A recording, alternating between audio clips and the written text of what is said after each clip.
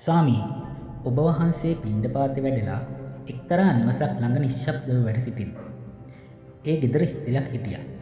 හරිම දිලිඳුයි. දීනයි. අනුන්ගේ නිවෙස්වලුයි යැපෙන්නේ. ඇය ඔබ වහන්සේ ගැන සිත පහදවා ගත්තා. ඔබ වහන්සේට ඇගේ අතින්ම දන් කුඩ බතක් පූජා කළා. දැන් ඇය මිනිස් සිරුර ඇතහැර ගිහින්. ඇයි ගියේ කොයි දිශාවටද? සක්දෙව් රජුනි, මං පිණ්ඩපාතේ වැඩලා ගෙයක් ඉදිරිපිට නිශ්ශබ්දව හිටියා තමයි. ඒ ගෙදර ස්ත්‍රීකුත් හිටියා තමයි. ඇය හරිම දිලිඳුයි. දීනයි. අනුන්ගේ නිවෙස්වලුයි යැපෙන්නේ. ඇය මා කෙරෙහි සිත පහදවා ගත්තා. මාහට ඇගේ අතින්ම දන් කුඩු බතක් පූජා කළා. දැන් ඇය මිනිස් සිරුර අතහැර ගිහින්. ඇය චුත වුණේ ඒ දුක්ඛිත මිනිස් ජීවිතයෙන් නිදහස් වෙලයි. මහා 이르දිමත් දෙවිවරු ඉන්න නිර්මාණ රතය කියන දෙව්ලොවක් තියෙනවා. දන් කුඩ පූජා කළ ඒ ස්ත්‍රිය දැන් එහි ඉපදිලා සුවසේ සතුටින් ඉන්නවා. ඇත්තෙන්ම හරිම අසිරිමත්. ඒ දුප්පත් කාන්තාව මහා කස්සප මහරහතන් වහන්සේ කෙරෙහි තා හොඳින් දානය පිළිගන්නලා තියෙනවා.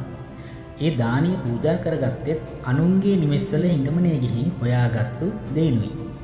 ඒ දානය සමෘද්ධිමත් වුණා. හරි පුදුමයි. සියලු අංගපසඟින් සුන්දර වූ ස්ත්‍රියක් ඉන්නවා. තමන්ගේ සාමියාට ඇගේ දැක්මත් අලාමකයි.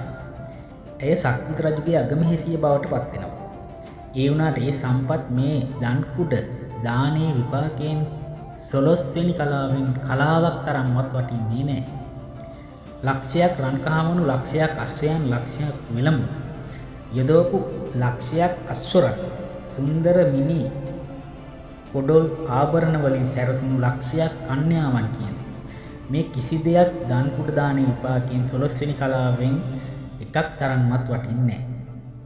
හේමවත කියන වටිනා ඇත්තු జాතියක් ඉන්නවා.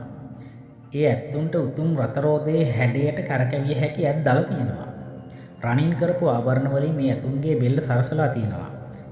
එබඳු සෝභමාන වූ ඇතුන් 100ක් ලැබුණත් දන් කුඩ දාන විපාකයෙන් 12 වෙනි කලාවෙන් කලාවක් තරම්වත් වටින්නේ නැහැ.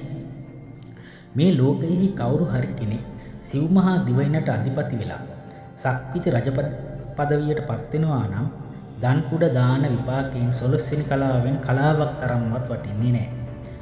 ඒ තරම් අග්‍රයි ප්‍රණීතයි මේ විපාකය. සාදු සාදු සාදු.